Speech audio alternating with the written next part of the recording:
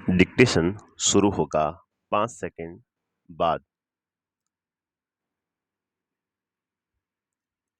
शरद जोशी 1931-1991। शरद जोशी का जन्म मध्य प्रदेश के उज्जैन शहर में 21 मई 1931 में हुआ।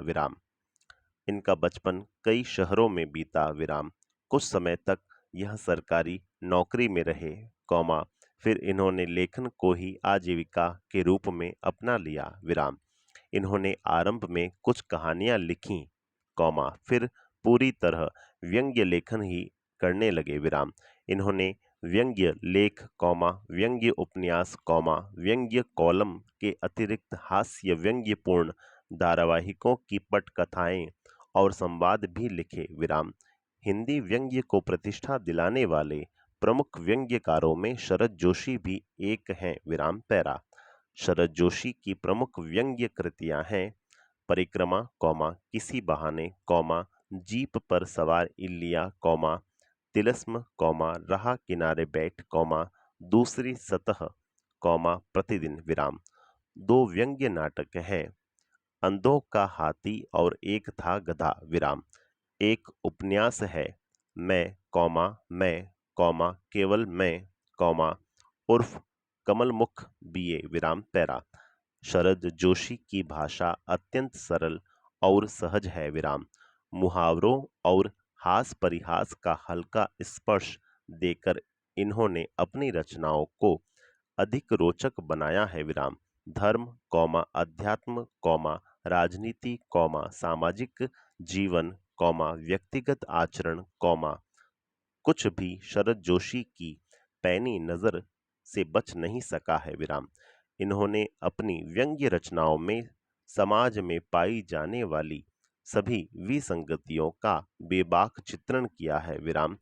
पाठक इस चित्रण को पढ़कर चकित भी होता है और बहुत कुछ सोचने को विवश भी। प्रस्तुत पाठ तुम कब जाओगे, अतिथि में शरद जोशी ने ऐसे व्यक्तियों की खबर ली है, जो अपने किसी परिचित या रिश्तेदार के घर बिना कोई पूर्व सूचना दिए चले आते हैं और फिर जाने का नाम ही नहीं लेते, भले ही उनका टिके रहना मेजबान पर कितना ही भारी क्यों न पड़े। अच्छा अतिथि कौन होता है? प्रश्नवाचक वह, जो पहले से अपने आने की सूचना देकर आए और 1-2 दिन मेहमानी करा के विदा हो जाए, या वह, जिसके आगमन के बाद मेजबान वह सब सोचने को विवश हो जाए, जो इस पाठ के मेजबान निरंतर सोचते रहे। तुम कब जाओगे, अतिथि। आज तुम्हारे आगमन के चतुर्थ दिवस पर यह प्रश्न बार बार मन में घुमड़ रहा है। तुम कब जाओगे, अतिथि। प्रश्नवाचक तुम जहां बैठे निसंकोच सिगरेट का धुआं फेंक रहे हो, उसके ठीक सामने एक कैलेंडर है। देख रहे हो ना, विस्मयादिबोधक। इसकी तारीखें अपनी सीमा में नम्रता से फड़फड़ाती रहती हैं। विगत 2 दिनों से मैं तुम्हें दिखाकर तारीखें बदल रहा हूँ। तुम जानते हो, अगर तुम्हें हिसाब लगाना आता है कि यह चौथा दिन है, तुम्हारे सतत आतिथ्य का चौथा भारी दिन, विस्मयादिबोधक। पर तुम्हारे जाने की कोई संभावना प्रतीत नहीं होती। लाखों मील लंबी यात्रा करने के बाद वे दोनों एस्ट्रोनॉट्स भी इतने समय चांद पर नहीं रुके थे, जितने समय तुम एक छोटी सी यात्रा कर मेरे घर आए हो। तुम अपने भारी चरण कमलों की छाप मेरी जमीन पर अंकित कर चुके, तुमने एक अंतरंग निजी संबंध मुझसे स्थापित कर लिया, तुमने मेरी आर्थिक सीमाओं की बैंजनी चट्टान देख ली, तुम मेरी काफी मिट्टी खोद चुके। अब तुम लौट जाओ, अतिथि। विस्मयादिबोधक तुम्हारे जाने के लिए यह उच्च समय अर्थात हाई टाइम है। क्या तुम्हें तुम्हारी पृथ्वी नहीं पुकारती? प्रश्नवाचक उस दिन जब तुम आए थे, मेरा हृदय किसी अज्ञात आशंका से धड़क उठा था विराम। अंदर ही अंदर कहीं मेरा बटुआ कांप गया विराम। उसके बावजूद एक स्नेह भीगी मुस्कुराहट के साथ मैं तुमसे गले मिला था और मेरी पत्नी ने तुम्हें सादर नमस्ते की थी विराम। तुम्हारे सम्मान में ओ अतिथि, कौमा, हमने रात के भोजन को एकाएक उच्च मध्यम वर्ग के डिनर में बदल दिया था विराम। तुम्हें स्मरण होगा कि दो सब्जियों और रायते के अलावा हमने मीठा भी बनाया था विराम। इस सारे उत्साह और लगन के मूल में एक आशा थी विराम। आशा थी कि दूसरे दिन किसी रेल से एक शानदार मेहमान नवाजी की छाप अपने हृदय में ले तुम चले जाओगे विराम। हम तुमसे रुकने के लिए आग्रह करेंगे, कौमा, मगर तुम नहीं मानोगे और एक अच्छे अतिथि की तरह चले जाओगे विराम। पर ऐसा नहीं हुआ विस्मयादिबोधक। दूसरे दिन भी तुम अपनी अपनी अतिथि सुलभ मुस्कान लिए घर में ही बने रहे विराम।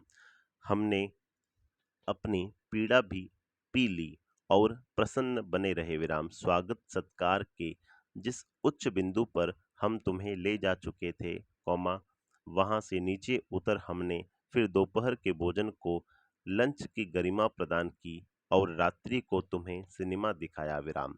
हमारे सत्कार का यह आखिरी छोर है, कौमा, जिससे आगे हम किसी के लिए नहीं बढ़े विराम।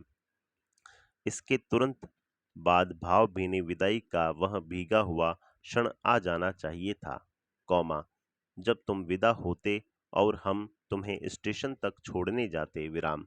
पर तुमने ऐसा नहीं किया विराम। पैरा।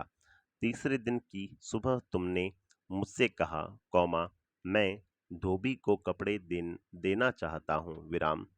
यह आघात अप्रत्याशित था और इसकी चोट मार्मिक थी विराम। तुम्हारे सामीप्य की वेला एकाएक यों रबर की तरह खिंच जाएगी, कौमा, इसका मुझे अनुमान न था विराम। पहली बार मुझे लगा कि अतिथि सदैव देवता नहीं होता, कौमा, वह मानव और थोड़े अंशों में राक्षस भी हो सकता है विराम। पैरा। किसी लॉन्ड्री पर दे देते हैं, कौमा, जल्दी धुल जाएंगे विराम। मैंने कहा विराम। मन ही मन एक विश्वास पल रहा था कि तुम्हें जल्दी जाना है विराम। पैरा। कहाँ है लॉन्ड्री? प्रश्नवाचक। चलो चलते हैं विराम, मैंने कहा और अपनी सहज बनियान पर औपचारिक कुर्ता डालने लगा। कहाँ जा रहे हैं? प्रश्नवाचक। पत्नी ने पूछा विराम। इनके कपड़े लॉन्ड्री पर देने हैं विराम, मैंने कहा विराम। मेरी पत्नी की आंखें एकाएक बड़ी बड़ी हो गईं विराम। आज से कुछ बरस पूर्व उनकी ऐसी आंखें देख मैंने अपने अकेलेपन की यात्रा समाप्त कर बिस्तर खोल दिया था विराम। पर अब जब वे ही आंखें बड़ी होती हैं तो मन छोटा होने लगता है विराम। वे इस आशंका और भय से बड़ी हुई थीं कि अतिथि अधिक दिनों ठहरेगा विराम, और आशंका निर्मूल नहीं थी, कौमा, अतिथि विस्मयादि बोधक। तुम जा नहीं रहे विराम। लॉन्ड्री पर दिए कपड़े धुलकर आ गए और तुम यही हो विराम।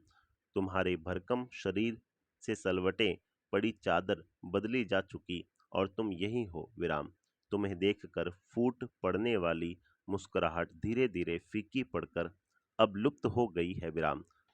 ठहाकों के रंगीन गुब्बारे, कौमा, जो कल तक इस कमरे के आकाश में उड़ते थे, कौमा, अब दिखाई नहीं पड़ते विराम। बातचीत की उछलती हुई गेंद चर्चा के क्षेत्र के सभी कोनलों से टप्पे खाकर फिर सेंटर में आकर चुप पड़ी है विराम। अब इसे न तुम हिला रहे हो, कौमा, न मैं विराम। कल से मैं उपन्यास पढ़ रहा हूँ और तुम फिल्मी पत्रिका के पन्ने पलट रहे हो विराम। शब्दों का लेन देन मिट गया और चर्चा के विषय चुक गए विराम। परिवार, कौमा, बच्चे, कौमा, नौकरी, कौमा, फिल्म, कौमा, राजनीति, कौमा, रिश्तेदारी, कौमा, तबादले, कौमा, पुराने दोस्त, कौमा, परिवार नियोजन, कौमा, महंगाई, साहित्य और यहाँ तक कि आंख मार मार कर हमने पुरानी प्रेमिकाओं का भी जिक्र कर लिया। और अब एक चुप्पी है, विराम। सौहार्द अब शनै शनै बोरियत में रूपांतरित हो रहा है, विराम। भावनाएं गालियों का स्वरूप ग्रहण कर रही हैं, पर तुम जा नहीं रहे, विराम। किस अदृश्य गोंद से तुम्हारा व्यक्तित्व यहाँ चिपक गया है, मैं इस भेद को सपरिवार नहीं समझ पा रहा हूँ, विराम। बार बार यह प्रश्न उठ रहा है, तुम कब जाओगे, अतिथि प्रश्नवाचक। पैरा। कल पत्नी ने धीरे से पूछा था, कब तक टिकेंगे ये, प्रश्नवाचक। मैंने कंधे उचका दिए, क्या कह सकता हूँ, विस्मयादिबोधक। मैं तो आज खिचड़ी बना रही हूँ, विराम। हल्की रहेगी, विराम। बनाओ, विराम। पैरा। सत्कार की ऊष्मा समाप्त हो रही थी, विराम। डिनर से चले थे, खिचड़ी पर आ गए, संपूर्ण विराम।